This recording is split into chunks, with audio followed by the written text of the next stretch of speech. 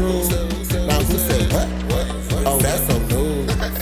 Royal voices with the business just for you. Yeah. What's going on, y'all?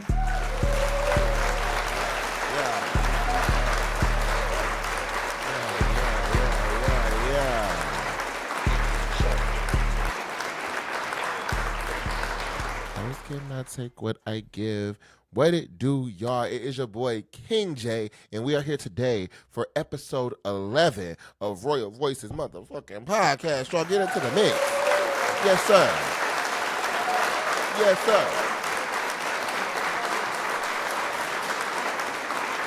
Whew, y'all, when I say busy, okay? When I say busy, I feel like every time I do an episode, I'm busy. Something's going on, something's always going on, but I stand behind what I be saying, y'all. Get in the field.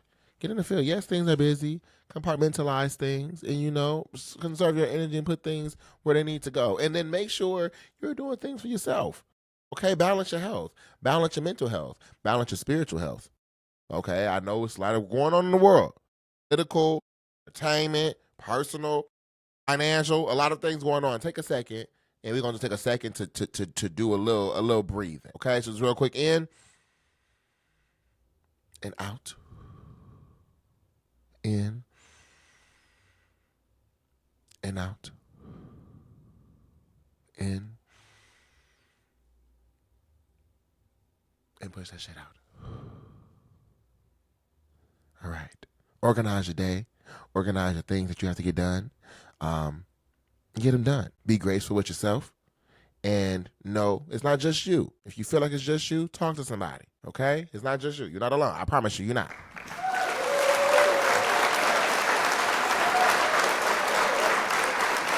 So with that being said, I hope you're doing well on today. If you're new to the show, this is Royal Voices Podcast, the official podcast of Kvngdom, a creative hub for music, art, and fashion, especially we uplift creatives in a variety of ways through networking, education, and a ton of other things. So make sure you lock in with the brand on Instagram, KVNGDOM.co, on Instagram and TikTok, as well as the podcast, of course, Royal Voices Podcast, all one word, on Instagram and TikTok. And then lastly, type in name with your kid, the king, KVNG, on Instagram @_JAYTHEDON_, and the link to my bio has access to everything I be involved in. Y'all go ahead and get into Kvngdom Essentials only on Kvngdom.com. Yeah.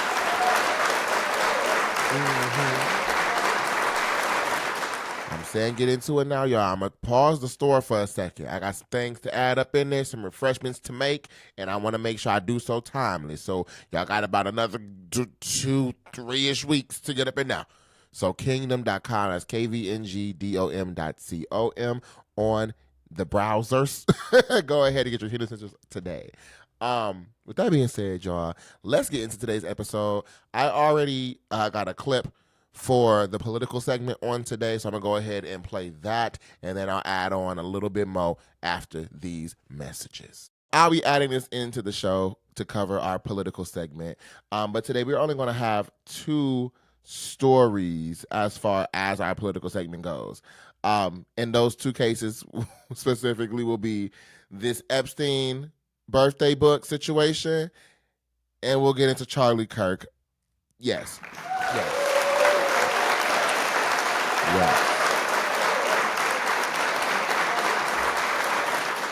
So,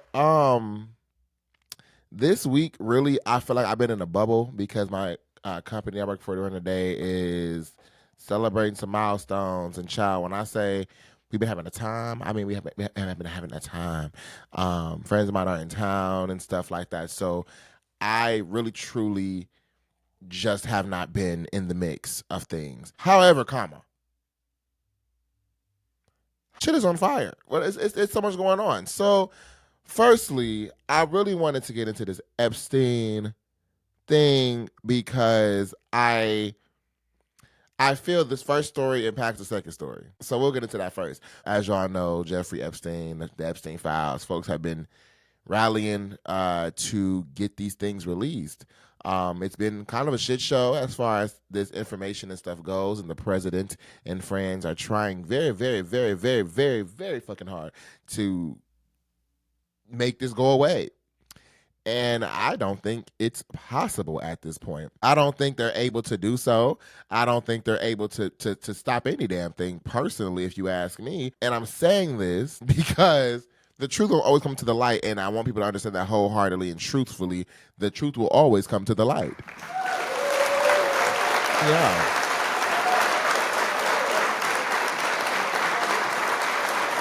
And I believe that for small shit. So of course, for big shit, like this trafficking ring, it sounds like we're in right now. So I have this article from The Guardian. The headline reads, Epstein's 50th birthday book, who is in it and what did it say? So this book is over 238 pages long. I'm going to just start that there. It's a lot. I've gone through a little bit of it. I have not read all 238 pages, but you don't even need to read 238 pages because that book is disgusting. It's disgusting. So I'm going to read this article really quick. Democratic politicians have released a 238-page book, a scrapbook specifically, given to Jeffrey Epstein as a present on his 50th birthday, with contributions attributed to high-profile figures, including Donald Trump, Bill Clinton, and the current UK ambassador to Washington, Peter Mandelson. Much of the book seems to be a collection of flattering and celebrity letters, often highly sexualized, from people who knew Epstein. They include photos of him embracing women in bikinis whose faces were redacted, and others showing scenes featuring wild animals having sex. The Committee on Oversight and Accountability, the main investigative body of the House of Representatives, released scanned pages of the 2003 book after the public outcry in U.S. over allegations of elite figures' hidden ties to the sex offender. The book was compiled by Epstein's associate, Ghislaine Maxwell, who is in jail for recruiting and trafficking teenage girls for sexual abuse. It contains an image of George W. Bush, who was the president at the time, but there is no suggestion that there is a note from him. Here are some of the people and contributions included in the book, which is titled The First 50 Years. So I would encourage y'all, I'll put this link down below. I would encourage y'all to go ahead and look into this. Bill Clinton has been mentioned, a few other high-profile individuals, including Donald Trump, is also mentioned. And there's just a lot of disturbing things in there, a lot of sexual innuendos, a lot of blatant grooming in my eyes, a lot of blatant P3DO activity, sex trafficking, a lot of things is kind of insinuated not only in this book, and a lot of it's flat out laid out, but it really shows a hierarchical system that has been in place in the figures in which operated to continue this thing going on for so long. You know what I want to really remind us before we get into breaking this down a little bit. Y'all know how when the Diddy case was happening, and I kept saying, I want to know where Diddy's friends are, right? I wanted to know, where is everybody else? Where is all the big people and big names who was behind you for the years? Because it got quiet during that trial. And I remember reading the verdict when the case was complete. And I said, yeah, I really believe Diddy dodged a lot of bullshit. He did. He got apprehended for some things, but I believe it's a lot of things he got off scot-free for. But my biggest concern is the people who were watching this case unfold and were behind the scenes doing even more worse things than we may know right now. This book shows that. So I hate to say I told you so, but I told you so.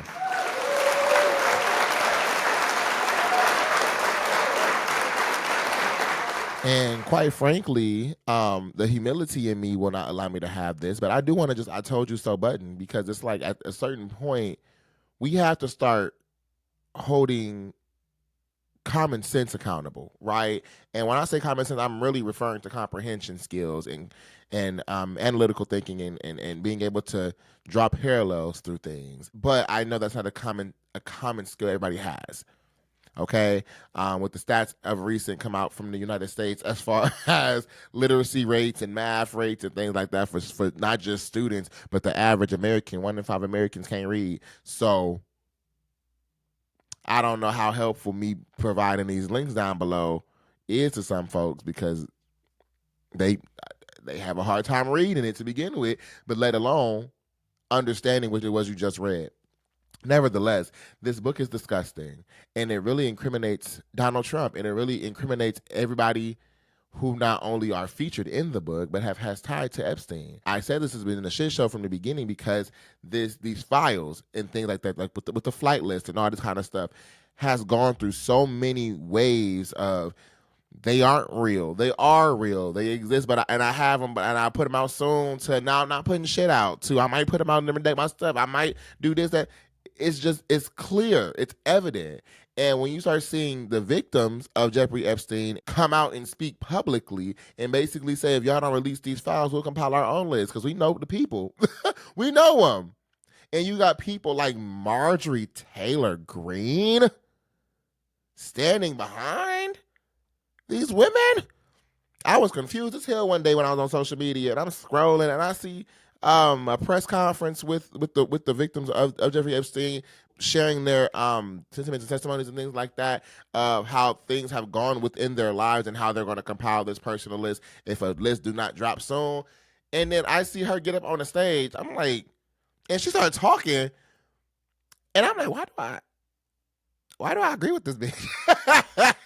Why do I agree with her? Because I do agree with her. And I'm standing with the victims. And I feel there's a bigger story, a bigger thing that has to be dismantled. But I also know the powers that be. And when I say the powers that be, I mean people are running things because they have a lot of money. And whether we want to believe it or not, call it conspiracy or not, these things are happening. And there's evidence of these things happening. The issue I'm having is people not giving a damn. Not giving a damn enough. Or taking talking points and making things like this politically driven. And we're going to get into that with Charlie Kirk in a moment, but I just wanted to make sure I laid the foundation first with this Epstein case. Understand what this book is representing. Understand what this book just laid out. You have the president of the United States and past presidents featured in this book, especially Trump. Let every day be another magical secret or some shit like that, I believe he said. May every other day be another wonderful secret. Not like disgusting, horrible people. But somehow, some way, people are making these things about politics.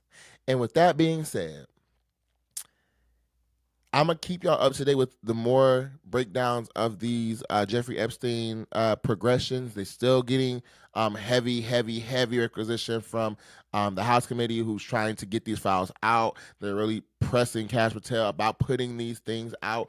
But I really don't think Trump and France have a way of spinning this narrative. Because again, the Epstein files was one situation, one topic that was actually bringing together people from both sides of the aisle. This was one thing Republicans, hell, MAGA could get behind on the same train with Democrats and independents and all them other people. This was one thing people truly gave a damn about. So much so, Republicans started turning against Donald Trump because of the way he's playing with these files. I want that to be made aware. This book dropped the same week. Literally, I think the day before, Charlie Kirk died. Let's get into this Charlie Kirk situation, okay? Let's get into that. So, Charlie Kirk, I want to just say this first, before I get into any of this. Charlie Kirk was a political debater, a podcaster, a live streamer. A lot of people did not know Charlie Kirk prior to this incident happening. So I just want to make sure I state this first. The politicalization behind this man has been overwhelming. If you're not sure what's going on, Charlie Kirk was a political podcaster, very right wing, very right leaning, some will say extremist, and radical in a lot of the views in which he held. He made it a popular thing for him to go around to different college campuses, set up a booth, have students come and debate him, discuss things with him from various topics, including race, transgender and LGBT community things, and immigration, abortion, a ton of stuff, right? He would go to just various campuses, do this. People would follow, trying to talk to him and debunk a lot of the things he would say, because again, he was infamous for spreading misinformation, skewing data, and just making shit up that he felt fits a narrative, specifically in a way in which some would say rage baiting, for the most part. During his debate he was doing in Utah, at a university in Utah, he was assassinated by somebody over 200 yards away. He was shot in the neck and fell over instantaneously. He did unfortunately pass away, and in that sense, it sparked the whole thing on social media. It became this conversation around people justifying his death because of the views and beliefs and rhetorics in which he spewed. It became this thing about people not having empathy, specifically Black and brown people not having empathy and glorifying death and celebrating death. Then another political podcast by the name of Dean Withers further ensued this social media outrage because he is a counterpart of Charlie Kirk, had very, very, very differing opinions and very much more left-leaning and very much more progressive in nature, holding a live. And when he found out what was going on, he tried to boo-hoo, woe is me, crying on the live. And over the last few days, he has been going down this big apology thing, trying to explain why he feels the way he feels, along with tons of other people on social media. So I'm going to say first, I do not glorify death, okay? I'm going to just make sure I put that out there before I get to what I got to say. I don't glorify death. I don't pray the way in which he went on nobody, because the way in which he went was crazy as hell, and it's tragic, yes. I do also want to say, before I continue into this space, there is a lot of misinformation spreading about the situation, and a lot of mainstream media platforms, including the Washington Post, have been spreading misinformation intentionally to further induce division, chaos, and hatred among political parties. The shooter was not transgender. The engravings on the bullet did not have no transgender LGBT pro information. The individual who did shoot this man was actually a right-wing was a right-wing student of the university. His whole family was MAGA oriented, and I believe he's appearing in court today. So I just want to make sure we say these things, because there's been very big platforms spreading misinformation. Okay, and at a point in time when the situation literally happened hours later, outlets were trying to create who did what, who did this, who did all of this other shit. Okay, let me just be clear. They don't have a lot of information right now. But we'll be learning more as the week continues. Okay, now here's my thing. The whole division between people and how they feel about this man passing away, you can have your own personal feelings, beliefs, whatever the fuck. I don't give a damn. One thing we have to understand, though, is this individual was a person who literally did not give a damn if people were alive or dead. I've said on this podcast before, we are in a space of time where I feel a lot of you do not associate politics in the way in which it's originally meant to be, right?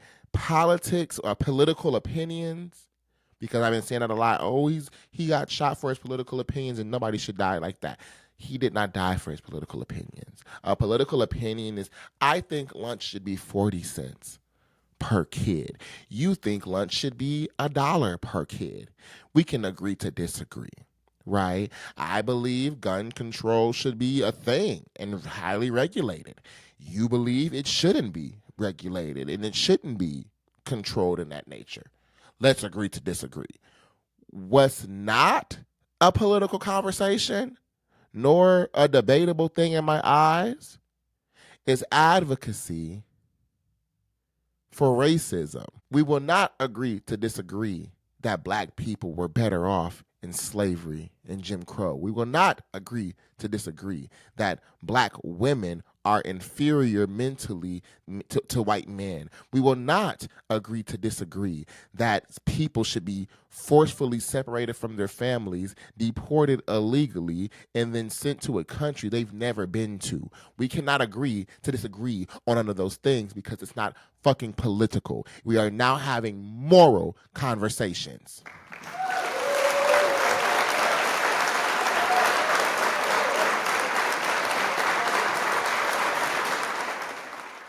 A lot of y'all are gagging because you're realizing a lot of people have fucked up minds and ideologies.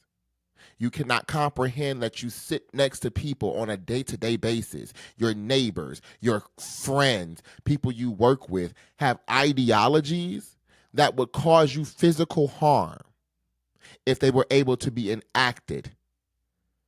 That is what's fucking y'all up. Y'all cannot come to grips that there's people on this plane, on this reality, in this world right now, that if they had their way, you would either be enslaved, deported, or killed.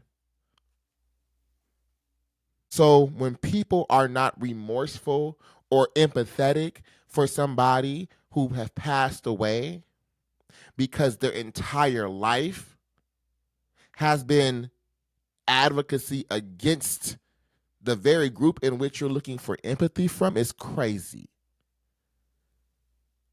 It was a pastor who's going viral right now for explaining this Charlie Kirk situation in the right way. You can sit and say Jesus and God and stuff all day. That don't mean that you are in that space spiritually. The word says, many say my name, but many do not know me. Christian nationalism is not something that is to be bolstered, nor is something that actually aligns with our Christian faith. Also, when somebody is assassinated, we have to think what was behind that, right? When y'all thought the shooter was black, y'all wanted to go and try to shut down and threaten our HBCUs. So the very next day, HBCUs was on lockdown because y'all assumed it was a black person, specifically Democratic, who shot this man. But then when y'all find out, and I kid you not, that very day, y'all are sitting here literally enticing civil war. The amount of content I was seeing, we need to rise up. White men, this is our time. We need to rise up. We've had it with the radical left. Because you assumed it was a black man or a black woman who was Democratic who did this. But then when it comes out that they actually believe it's a white man, a white right-leaning man, then it became, well, we need to think about mental health and the games in which people play because, Call of Duty is a really violent thing and we really need to understand mental health and the impacts the world had.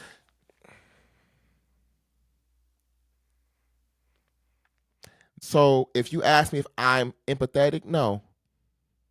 Respectfully, no. The way that you died does not overshadow the way that you lived. And everything that man stood for, the rhetoric in which he pushed, because some people were like he was a grifter. I think a lot of political debaters are grifters. Let's start there. I think a lot of political debaters are realizing they can make monetary income from, sharing their views. And when you are a content creator, you have to understand marketability. So I very much comprehend that that people are looking to get some kind of things. But I feel there are political individuals who are in those podcaster spaces who simply say shit sometimes just to get money and create rage bait. So I can either see it one of two ways. Either he was a person who would say shit so motherfucking much just to piss people off and get y'all money and get clicks and views and clout, or he was a person who actually believed what the fuck he was saying. And I'm leaning towards that one because he never went back to clean up a fuck thing. He didn't clarify shit. He would double down, triple down on the things he said. He's the very man who felt that with the availability of guns to people in the U.S. through our Second Amendment rights, that gun deaths and unfortunate deaths were going to actually happen because you have access to guns, so it's inevitable. I just think that when he said it, he felt he would not be the one on the victim side of that gun incident. But he was very much, I'm okay with that. If people have to die, I'm okay with that. This is also the same person who literally despised empathy. He felt empathy was a word made up by Gen Z and was deteriorating the country. So even you crying for this man, whoa, it's me boo-hoo crying for this man, is going against his very wishes. He wouldn't like you because you're crying. The way he's being treated politically now he's being made a pawn. Now y'all comparing him to Martin Luther King. Are y'all dumb? What movement did he spark? What was he pushing? What was it? When you sow seeds of hatred, division, chaos, all of these things, over and over and over, the power of life and death lie in your tongue. And the shit you put out into the world come back to you tenfold. He went in the exact way in which he had no problem anybody else going. In fact, he felt people would go like that because you have access to guns. He just thought he would be on the receiving end. So it's unfortunate. His wife, well, you married the man, so I have to believe you believe the shit he believes. Now the kids, y'all leave the kids alone. I don't believe hate is inherently placed in our lives or in our spaces or in our day to day, but I do believe hate in things like that is taught. So I am going to encourage y'all to show them little kids some love, because the way I see y'all talking about their daddy on these platforms is crazy. And y'all are going to, I feel, radicalize them kids because more people are having this negative things to say about this man versus positive. And you got to realize too, in a household, they just lost their daddy. That wife gonna still be that wife, and she's going to uplift their dad in their eyes. And those kids are more likely not going to follow their mother, despite what everybody else is saying. And they're going to have to decipher for themselves when they get older if they choose to go back and learn what the hell their daddy used to do. But by that point, they're older. By that point, they've already been taught bullshit. So I would highly encourage y'all to love them kids.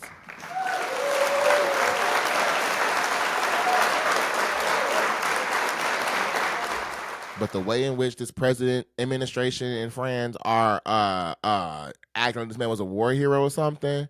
You got J.D. Vance carrying his casket. Y'all got petitions to put a monument to him in the Capitol. Y'all got people doing moments of silence during football games. I could have sworn y'all said there's no room for politics in football and basketball when Kaepernick had kneeled. When he kneeled, y'all wanted that man erased from the history of NFL. Y'all wanted that man taken down immediately. But y'all having moments of silence for a person. Ooh, my God. I ain't gonna contribute to the bullshit. I'm gonna keep it real professional. If people didn't like him, it's understandable. If people didn't respect him, it's understandable. If people don't give a damn about him passing away, it's understandable. Because you're not going to sit and woe it's me, boo-hoo cry over somebody who literally opposed your existence. I would like y'all to also recognize the timing with the situation happening and the Epstein files dropping, because there's only one thing that could have created unity, division, and distraction at the same time, and that's a death. A public one at that. It's almost similar to when Trump was allegedly almost assassinated and shot in the ear. So I would encourage y'all to really be more attentive to the world in which we live in. I would encourage y'all to be more attuned to the political vices that are being used in media, the propaganda in which we all experience, because propaganda does work on both sides. I would encourage y'all to read. When it comes to this Charlie Kirk passing, you can feel how you want to feel, but you cannot condemn anybody for feeling how they feel. No one is glorifying death. No one is praying for anybody to die, but I think y'all need to comprehend these conversations that we have oh so freely, even the way I'm talking about this topic right now. The conversations we have to be in political spaces and debate and go home peacefully, talking about race and gender and sexuality and religion. We are afforded these rights because people have already died.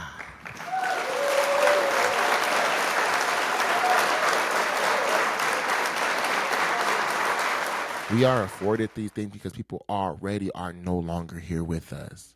And I think sometimes specifically white people, especially those in those political spaces, forget that.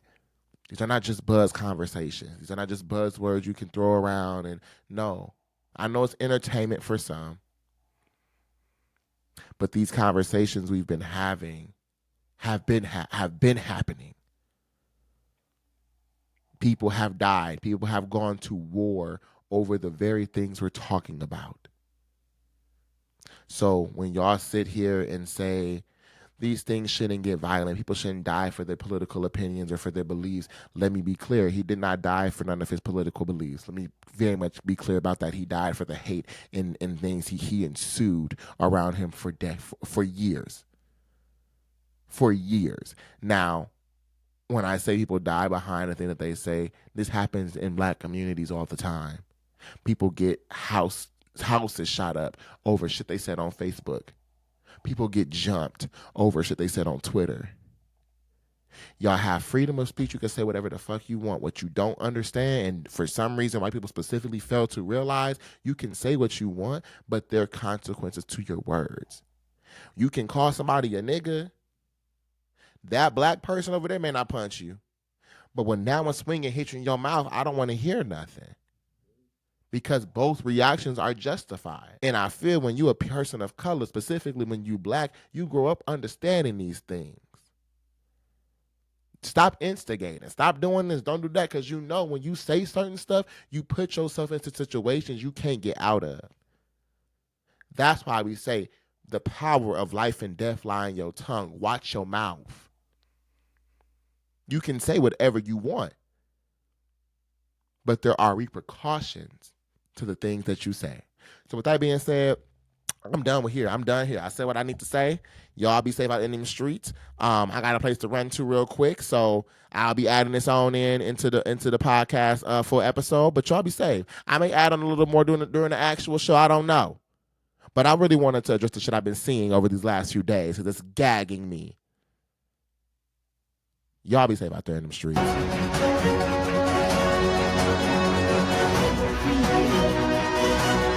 So I hope y'all enjoyed the political segment on today with Charlie Kirk and Jeffrey Epstein birthday book list. I do want to add on a few more words, okay?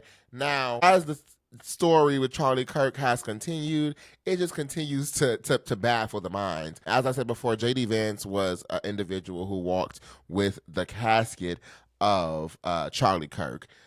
Mind you, this administration has never brought up this man's name before.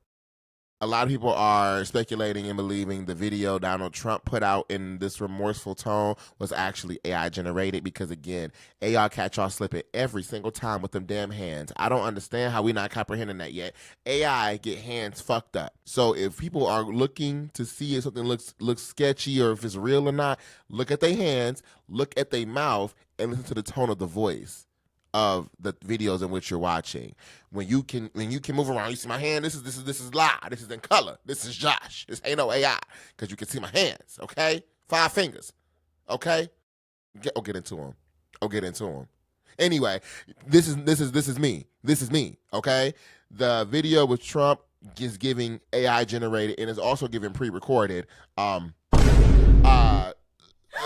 Just a little bit, but JD Vance is now making headlines once again because he is encouraging and backing creating a list of people who make fun of and or mock the death of Charlie Kirk. So I have an article here from the BBC, and I want to read this really quick. I'll be looking off to the side because my laptop over here, but this was kind of surprising to me because I'm like, this goes directly against the freedom of speech this country alleges to have. But this further is another example of hypocrisy from the right wing because once again, people saying what they want to say is free of charge, right? You have that right to say those things, right? To do what you want, right? This is just something that I found interesting. So the BBC report reads, report those who celebrate Charlie Kirk death to employers, Vance says. The article reads, people who celebrate the killing of conservatives influencer Charlie Kirk should be held accountable, U.S. Vice President J.D. Vance has said. Call them out and hell, call their employers, Vance said as he guest hosted an episode of the Charlie Kirk Show.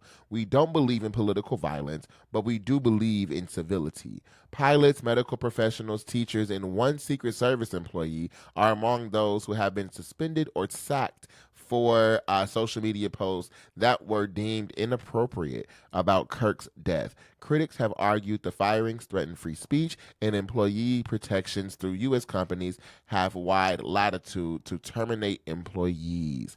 Vance's comments aired on Monday in an episode of Charlie Kirk's show, a daily podcast that Kirk hosted before he was shot in the neck last Wednesday while hosting a debate at Utah Valley University. He was joined by the White House Deputy Chief of Staff, Stephen Miller, who vowed to dismantle the left-wing terrorist networks he said were responsible for the killing. Police have said the 22-year-old suspect in custody acted alone, and we now recognize and have learned the individual who has assassinated Charlie Kirk was not a left-wing individual. Let me continue. In the episode, the vice president said the left-wing Americans are much likelier to defend and celebrate political violence, and added there is no civility in the celebration of political assassination. They go on to cite a recent YouGov poll which found that liberal Americans were more likely than conservatives to defend feeling joy about the deaths of political opponents. However, the poll conducted by the Public Religion Research Institute in 2023, when Democrat Joe Biden was in the White House, found that a third of Republicans agreed with the statement. Because things have gotten so far off track, true American patriots may have to resort to violence in order to save their country. Now, I did go ahead and go into this poll a little bit because it's important when you are having something said to you that it's backed by data. Go read the data, okay? Go read the data. Yes, go read the data. When people say I have data to back it up, let me see it.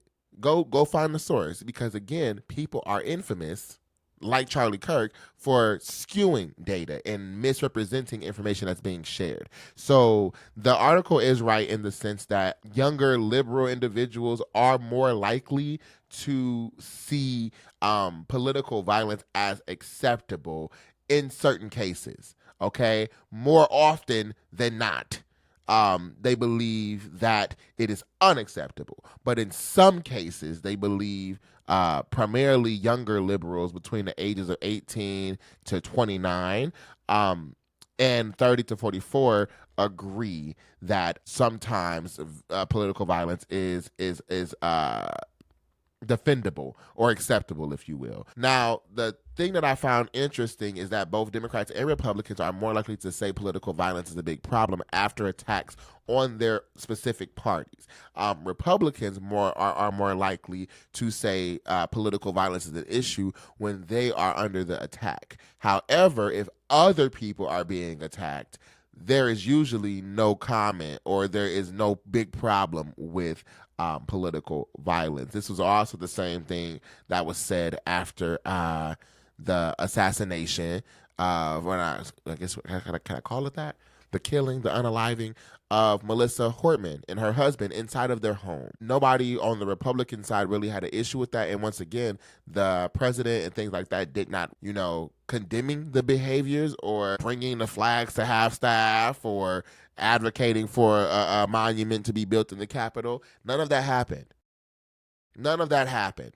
So even by the own data of the YouGov poll, it does show that Republicans are more likely to, have a bigger issue of things only when something happens to Republicans. So I found that very interesting, and I wanted to share that because, again, this is backing a stance that JD Vance has. However, this is just another, at least in my eyes, another moment of hypocrisy, right? From the right wing when it comes to this guise of being oh so peaceful. And I feel like both sides over the last few months have been saying the right wing is the most violent. Oh no, the left wing is the most violent. Statistics, the data show us it's more likely Republican right wing white nationalists to do terror on the country. In fact, and this is how God works. In fact,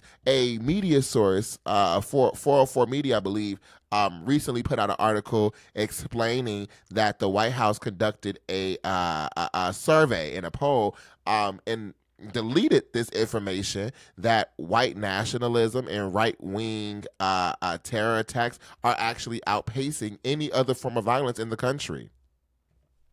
Are we really surprised, though? This is what my confusion was when people started trying to retaliate against black people for the death of Charlie Kirk. My first confusion was retaliate, as if somebody did something to begin with. In order to retaliate, you have to do something first. Black people ain't do nothing. Actually, most of y'all been upset with us because we ain't been doing enough. Y'all feel like we ain't saying shit.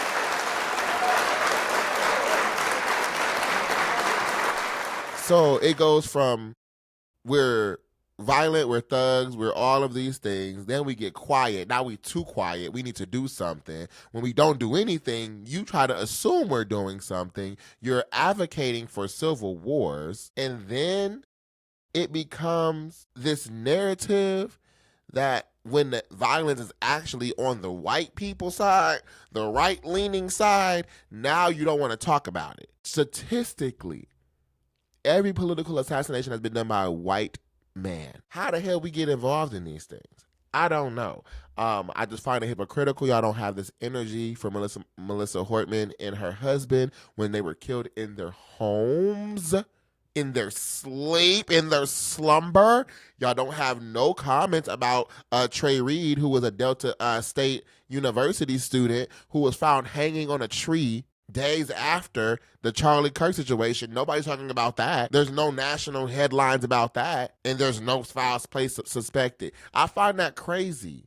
Whenever y'all find random black people hanging from trees in Mississippi, in California, there's always this, Texas, there's no foul play suspected. Y'all, what the fuck? It's hypocritical. This is crazy.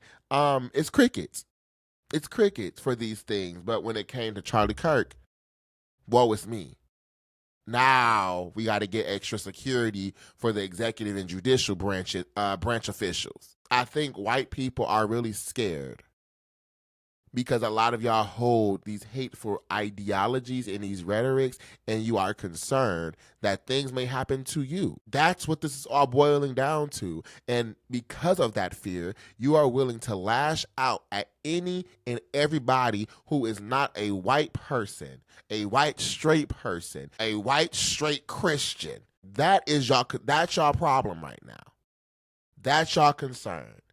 This shit is a joke. This shit is a joke. And And I'm going to say it one more time so my stance is clear. Like I said, no, I am not empathetic for Charlie Kirk. No, I am not empathetic for his wife. I am empathetic for them children, and I would encourage y'all to show them kids some love so that they're not growing up radicalized into believing people hate their dad for no reason. And I pray everyone wakes the fuck up and realize we have a presidential administration. We have people in almost every form of government at this point in time today who is hoping to entice war through its citizens and are aligned with ideologies and rhetoric of Nazis, oligarchy, and authoritative regimes. Read, stay safe, be discerned, and recognize when things are trying to create division. Recognize when things are trying to manipulate you. Propaganda works, and in the world of the algorithm, everything you do on your phone is being curated for a personal experience. You can sit on your phone all day and not see shit that I saw. I can sit on my phone all day and not see shit they saw. Be cautious and read and research for yourself. Y'all be safe out here in these streets, and that will officially conclude our political segment for today's episode.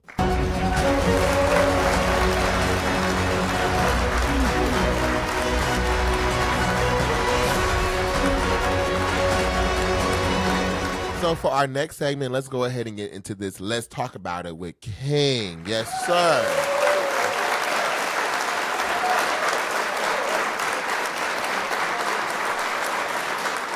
So, y'all, honestly, I don't think I'm gonna make this real long on today. I feel like I'm gonna cover just two topics, you know.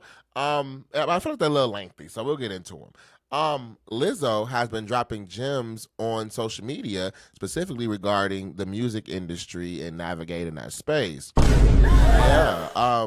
So, you know, I love me some Lizzo. I really do. She looks phenomenal. I do want to say that on this candid camera. Girl, you look the fuck good. You look good. Lizzo looks good. She looks good. She looks good. And she seems like she's in a much better headspace than what I've seen over the last few years. But recently I've been getting more into her content on social media. And she does these like industry insights things. I've only saw a few videos of her doing this, and I'm now seeing her circulate for podcast clips where she's talking about the music industry and her experience. I do want to make sure I say this. I did not realize how stacked up accolade-wise Lizzo is, okay? Like plaques, award recipient, like she is stacked up. I did not know these things. But she's been making headlines recently because she's been really sharing a lot of insight into the industry, specifically aimed at new upcoming artists, people who are bubbling, things like that. She had a few takes. The first one I came across was her explaining that the legendary music video, like the ones we've grown up on and known iconically, like Thriller, and the Rhythm Nation and stuff like that. Those videos are no longer a thing, just because of the oversaturation of the market, and now the spacing artists have, the budgets, but a lot of artists do not have. The second one was the music industry being in shambles when it comes to the digital age we are in, when it comes to streaming, and a lot of music labels and things like that not knowing how to, you know, perfect an artist or the algorithm, or, you know, how to monetize things for labels. It's all in chaos right now. And I found this ironic because this came, for me at least, after the Spotify announcement of the updates to terms and conditions, where they're essentially stealing your rights as an artist with music on their platform for AI trainings and whatever the hell else they feel like they can use your music for without giving you credit. for now and into the future for things that exist today and have yet to be created. So I will be saying it here first, Spotify. I will be removing my music off of that platform, including Loud and Clear, and my project It's Only Right. And future projects, including future Scary Hours, will not be on that platform. No.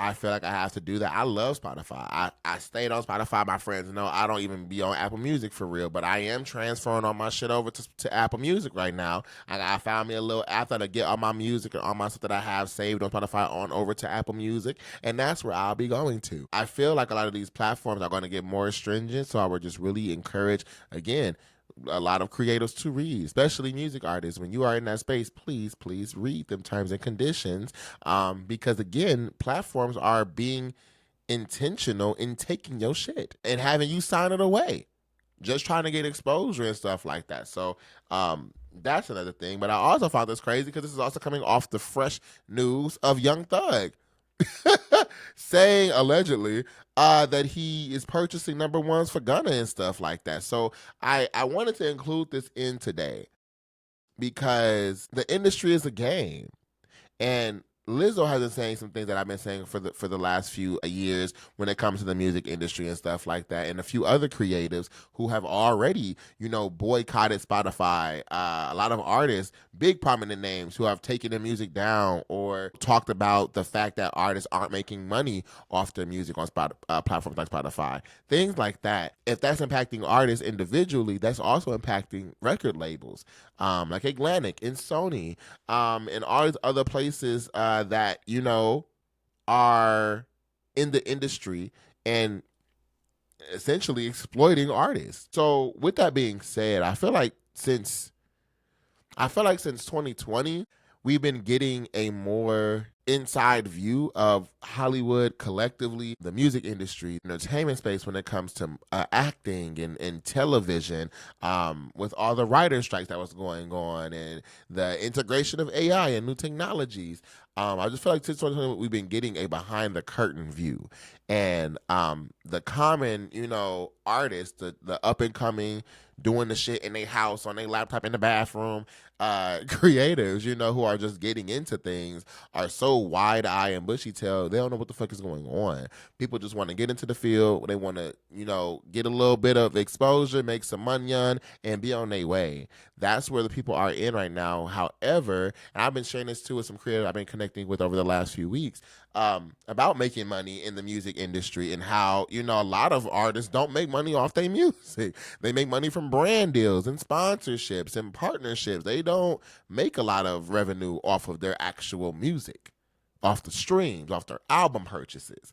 It's shifted. It shifted a lot.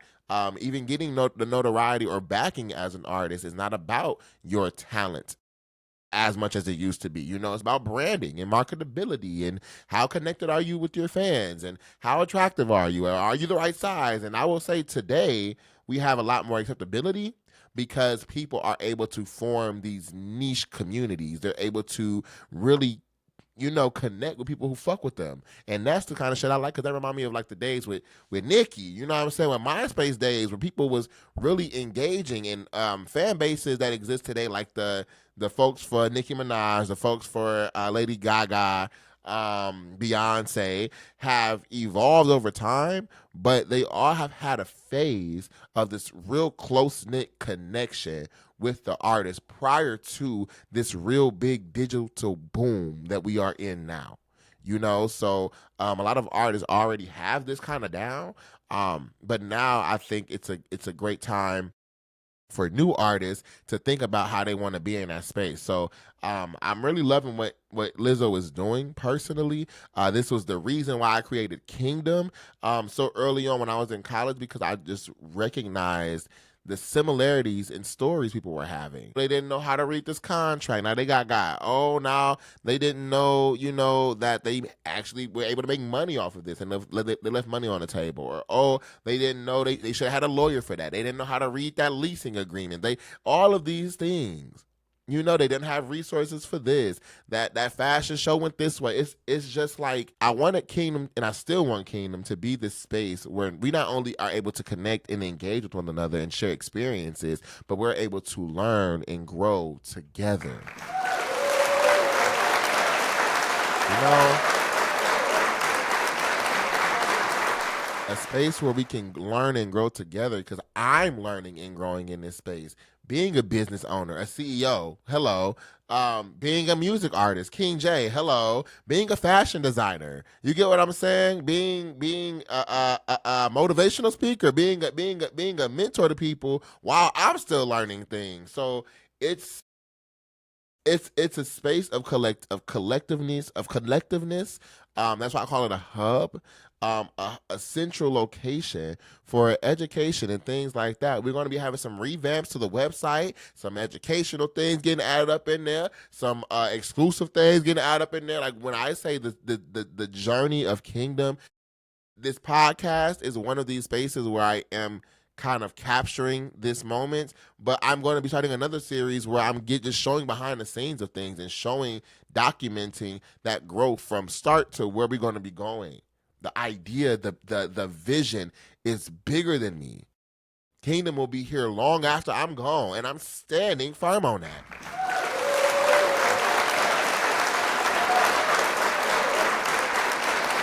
When these conferences and stuff drop, hello, lock in, buy them tickets. When these workshops start, when these writing camps start, when these facilities, y'all get into it. Lizzo is already on it. Kingdom is already on it.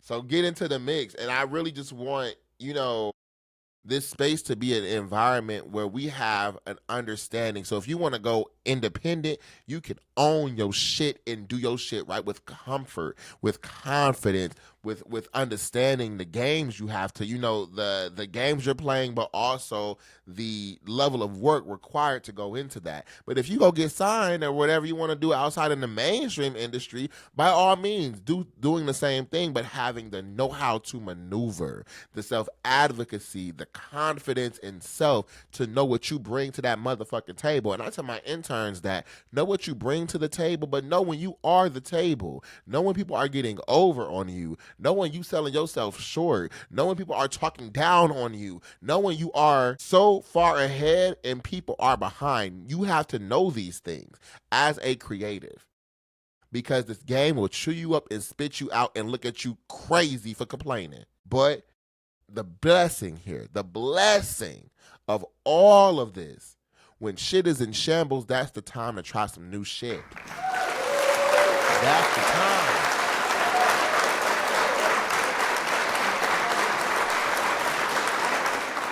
I think we get so caught up sometimes in things. Oh no, this is changing. It wasn't like this. It didn't used to be like this, right?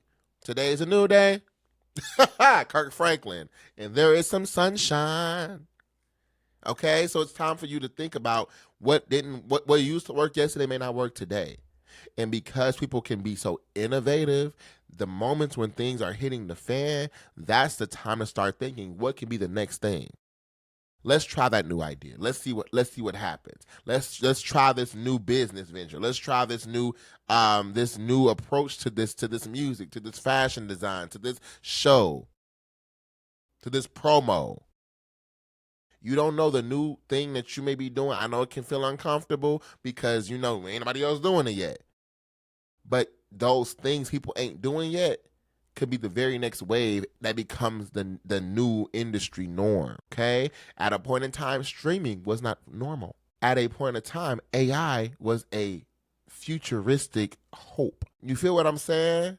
CGI, when it comes to filmmaking, some of those things were just hopeful wishes. Music artists today who look how they look and act how they act, some of that was the mindset at a point in time was they could never be in this space. There was a point in time where Saucy Santana would get laughed at. There was a point in time where a Nicki Minaj wouldn't be in this space. There was a point in time, you get what I'm saying, where something was impossible until somebody did it. So I'm really advocating for creators to be in that space.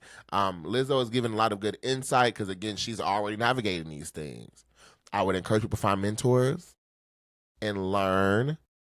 Don't always be full of your damn self. You don't know every damn thing, especially when you're new. That's something I had to be humbled into.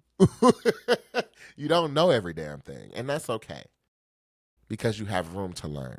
So y'all go ahead and follow Lizzo on social media, and stay locked in with what she's sharing because again, she's giving y'all some good insight. She's giving a lot of people some good insight. It's a lot more than just making music. It's a lot more than just making them fashion designs. It's a lot more than putting that movie together. The politics of it all, the algorithm of it all, the budgets of it all. These all things tie in. They all tie in. So y'all lock in with Lizzo on social media. I believe she has 2 pages now, like a public facing one and then like a Lizzo IRL one, which I think she made private.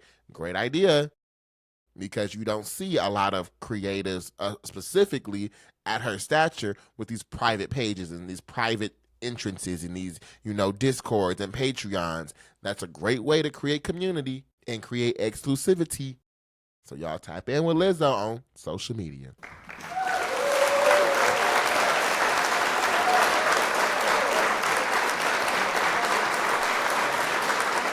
So y'all, the next thing we're finna get into is the VMAs of 2025. Now, y'all, I think I said this last year. I think I said this last year, too.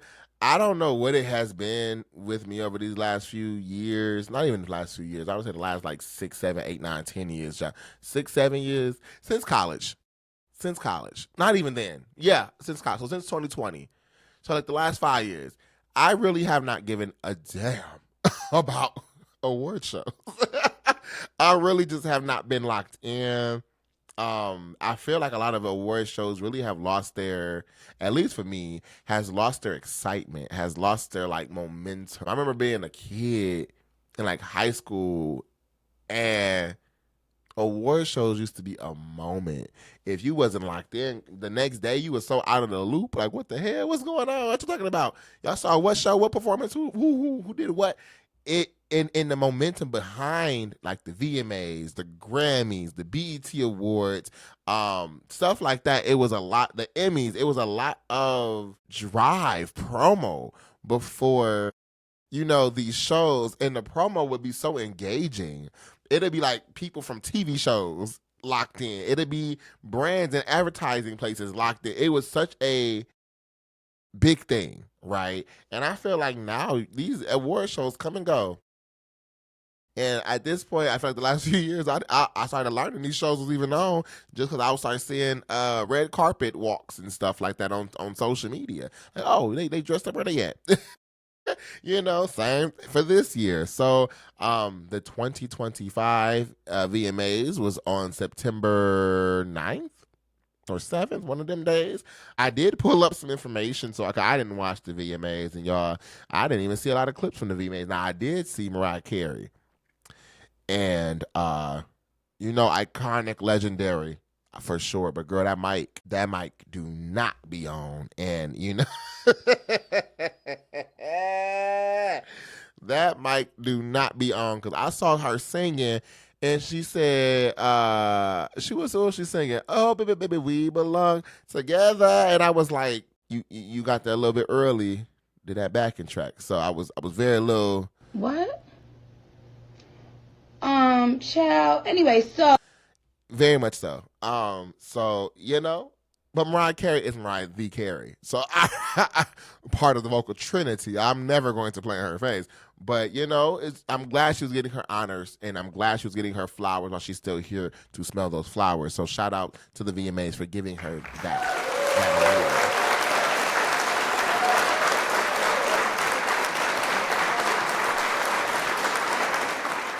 So real quick, just to kind of give you some stats around the VMAs, it was about 5.5 million total viewers across all networks. They had a 42% increase from prior years of engagement and watching. This was the longest viewership since 2019. So I guess it's making a comeback.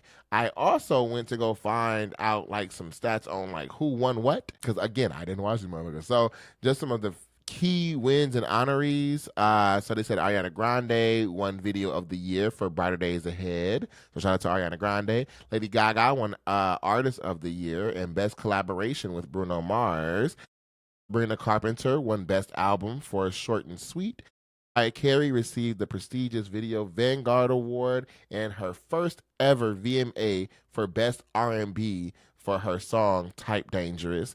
Busta Rhymes was awarded the Rock the Bells Visionary Award. Okay, shout out to Busta Rhymes. Ricky Martin received the Latin Icon Trophy, and then Megan Moroney won the first ever Moon Person for Best Country Artist. There was also some highlighted performances with Lady Gaga, which was a pre-tape performance in Madison Square Garden. Real spooky ooky shit. Mariah Carey performance of Obsessed, and It's Like That after accepting her award. The emotional tribute to Ozzy Osbourne, rest in peace Ozzy, featuring Young Blood, Steven Tyler, and Joe Perry. Doja Cat, viral moment where she took a bite out of her own lipstick. I did see that. And I figured when I first saw her do that, the little lipstick, she put the lipstick on and then bit it. My first thought was that man, that chef who be making all them chocolate. I don't remember his name, but he be making them chocolates and he be smiling the whole video. And he be making these complex ass things out of chocolate. He had a show on Netflix for a little bit, and he was trying to show other people how to do what he do. But yeah, my first thought was that, and that turned out to be who it was, because I'm like, ain't nobody else doing something like that besides him. So yeah, he went crazy with that one. And I also saw a brief thing, I believe LL Cool J was the host for this year's VMAs, where Doja Cat like interrupted him speaking with like this retro 70s, 60s-esque video. So I guess that's the era Doja Cat is in. I think her most recent song is also very 70s coded, very like, we're about to go work out with those little scrunchies and, you know, the colorful colors and all this stuff. So shout out to Doja Cat. Roseanne Bruno Mars won Song of the Year for Apartment? APT? Apt. Apt. And then a unique romantic performance by Post Malone and Jelly Roll from Germany. So shout out to the VMAs, shout out to the winners, and shout out to the hosts for sure. Let me cut that on up.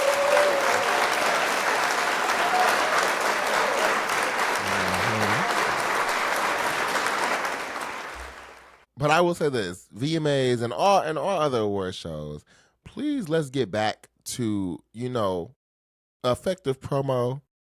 Okay.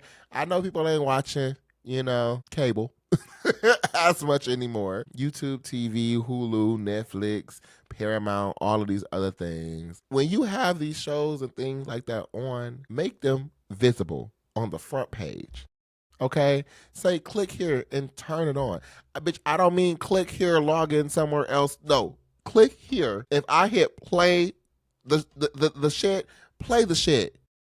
Okay? That's another reason why I was watching all them damn things. I don't got cable. I don't really watch TV for real. I watch Netflix.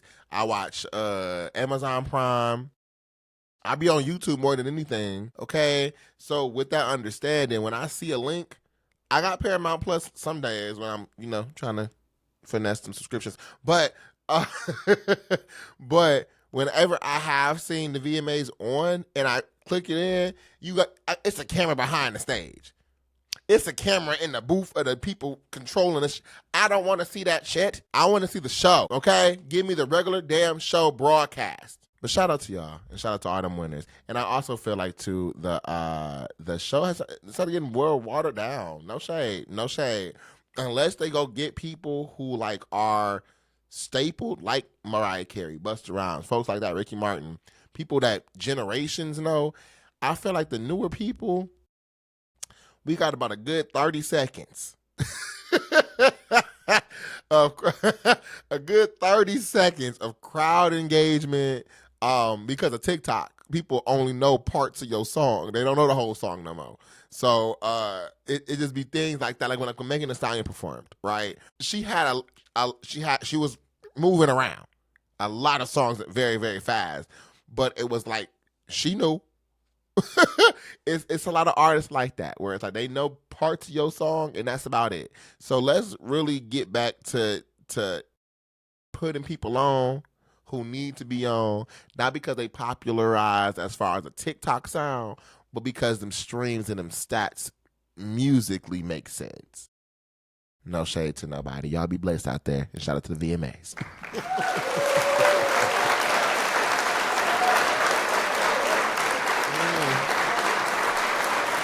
Now, last but certainly not least is our creative advice segment for today. Yes, sir. Yes, sir. Yes, sir. So, creative advice for today will be really focusing around wanting it for yourself. So, like I've been said before, I've been talking to some creators and stuff over the last few weeks. I'll be going to the Forbes conference in the next week or so, so looking forward to that.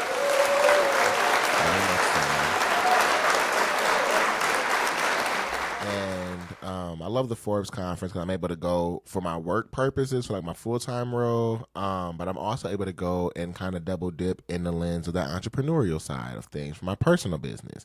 So it's just a really good space. And then the Forbes 30 Under 30 conference is always a fun, robust time, y'all. A lot of connections, interactions, engaging.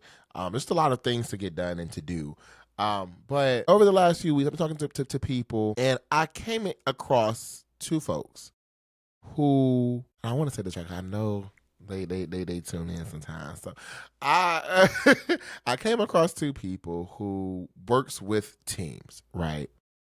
And I was connecting with them, like talking with them for a little bit. I've been watching them for a little while, and I just noticed like y'all team is so, engaged. So much so sometimes you don't really see the artist or the creative behind the team. You see the team more than anything. So I was just asking questions like how did you find people to get, behind you, and how are you working with, how has it been working with the team, with PR, with a manager, with a content creator or a marketer, something like that. How has it been working in a collective space? And our conversation was going really well, but I noticed with both, like I said before, the team kind of overshadowed the artist, right? Like before you even was able to see the artist or see the person, you would see the manager. You would see the content creator. You would see something like that. And I know teams, don't get me wrong, some folks are like that, where you're going to interact with their team before you interact with them, right? But what I found interesting was the team was saying and doing the things the artists should be doing sometimes. Like for example, for those bigger people, like a Nicki Minaj, right? I'm just saying that because I got my Nicki shirt on today from the concert. People like Nicki Minaj or people like Lil Wayne, Jay-Z, whoever, they have a prominence where they have a team. So you're likely going to interact with their lawyer, with their PR, with their A&R, you're going to interact with somebody connected to them before you actually interact with them. However, that main artist has control over what the hell is going on, right? The people on their team are going to do their job and give them feedback and stuff like that, but the vision, the desire, the want comes from the artist. The people I was interacting with these last few weeks it felt like it wasn't coming from the artist, but the manager was telling the artist what they were going to do. The PR was telling the artist what they was going to say. The content creator told the artist what they were going to be promoting and putting out. You know what I mean? And one of them, I asked flat out, I'm like, so what do you control? Because where is you at in your brand, in your music, and where are you? And his response was, I let them handle that. You let them handle writing your music? Yeah, sometimes I'll let them handle that, you know what I'm saying? I just kind of show up and just do what they tell me to do. And it was kind of like at first, I've never heard such a lackluster or just a disregard for some shit that pertains to that person. Like, it pertains to, this is your stuff. This is your brand. This is your face being used for everything. This is your music being used. This is your shit. So to have people dictate everything for you was kind of crazy to me. But it spawned this creative advice today about wanting it for yourself. We all have heard that saying, you can bring a horse to water, but you can't make them drink, right? When I'm thinking about people doing things or wanting things for themselves, you have to be able to have this vision, this goal in mind, and your team is supposed to help you achieve the thing in which you are envisioning.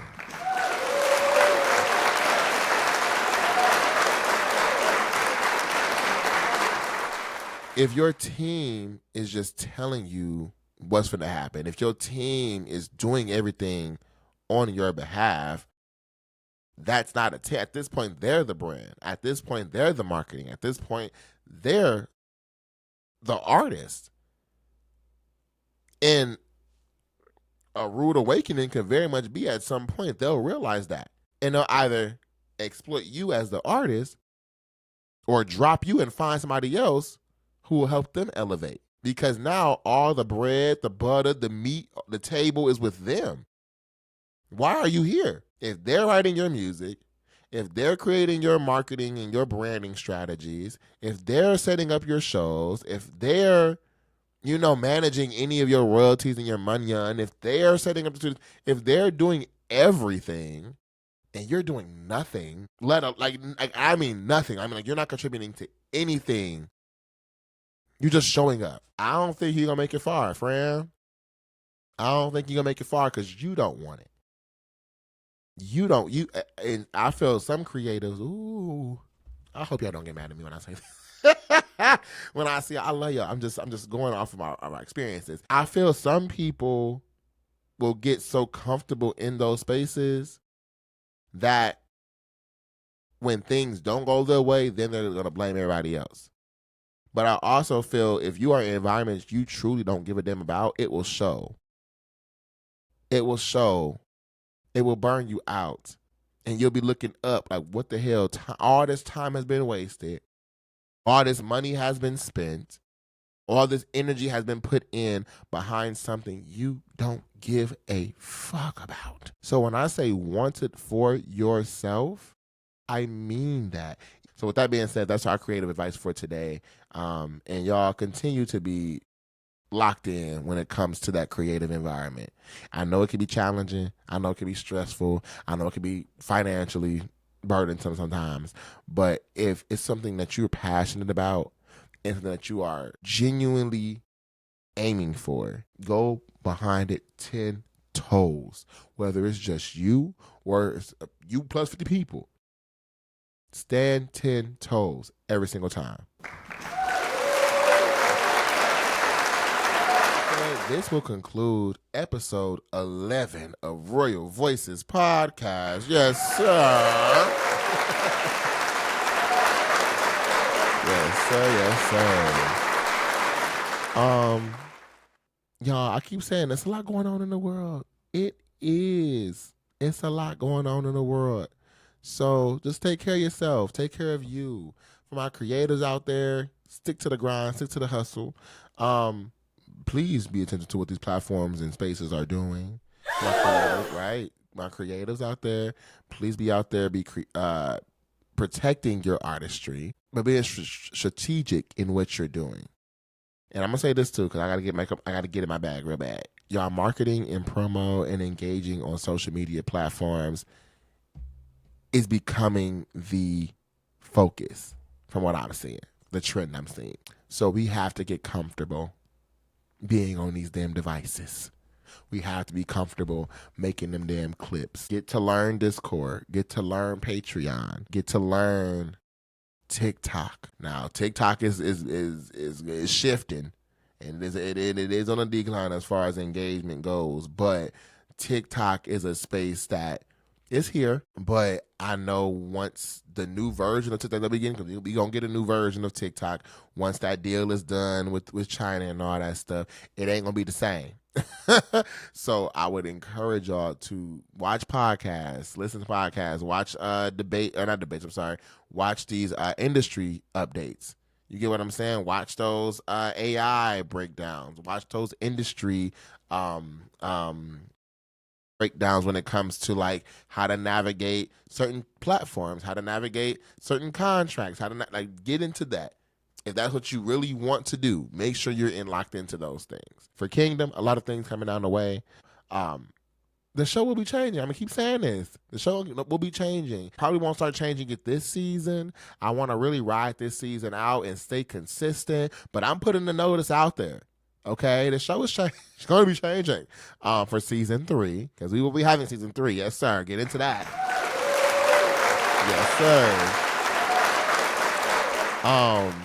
And yeah, I'm just excited for all the things coming down the pipeline. I'm officially in my my busy season, so I'm traveling a lot. I'm doing a lot of different things, so I'm trying to find time and make things work. But bear with me.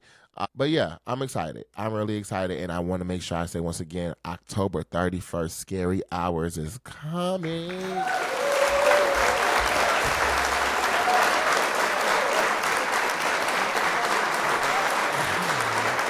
I'm so excited for this project, y'all. I really am. And I'm so proud of myself. Because, like, I'm doing my baby.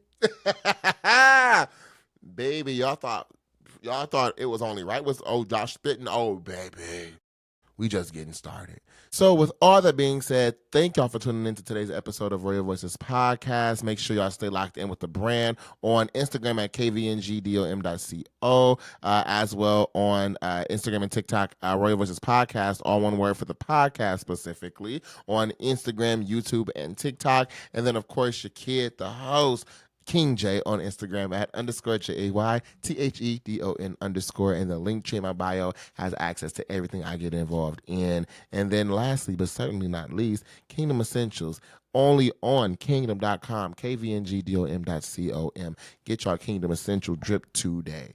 With all of that, thank y'all once more for tuning in to Royal Voices Podcast. And until next time, remember, we reign forever. Y'all have a good one.